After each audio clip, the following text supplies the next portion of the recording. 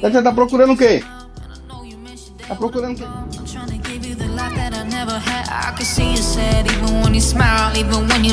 Cuidado, cuidado.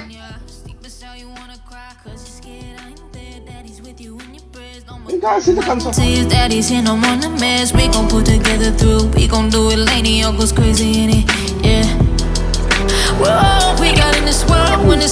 Tá clareando tudo?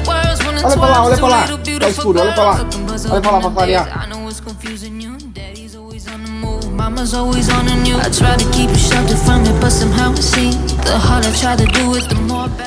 Olha lá a mamãe dirigindo Julesca. Faz o coração pro vovô, faz o coração pro vovô. Como é que é o coração? Cadê o coração de Teté pro vovô? Cadê o coração de Teté? Assim, assim, assim. Encosta assim. When we were teenagers, then of course everything always happens for a reason. I guess it was never meant to be. That's just something we have no control over, and that's the destiny is. No more worries, rest your head and go to sleep. Ah, que coração, mulher. Agora o beijo pro vovô, joga beijo. Fala, te amo, vovô. Beijo. Mas eu consegui deixar. Sniffing up that upper lip, little lady. I told you that he's here to hold you through the night. I know mommy's not here right now, we don't know why. We feel how we feel inside. It may seem a little crazy, pretty baby, but I promise mama's gonna be alright.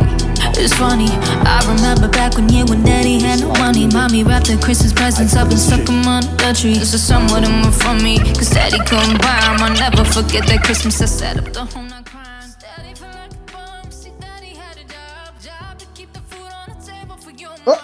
At the time, every house we lived in. Vem cá no outro quarto, vem no outro quarto, vem, vem. Up on the block, and your mama saving money for you in a jar. Trying to start a piggy bank for you to go to college. Almost had $1,000 till someone broke it and stole it. And I know it hurt so bad it broke your mama's heart. And it seemed like everything was just starting to fall apart. Mom and dad was arguing a lot, so mama moved back on the Chalmers in a one-bedroom apartment. Cuidado. Cuidado, cuidado.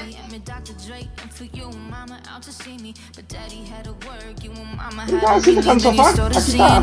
Tá escuro, vem pra cá, vem pra cá, vem.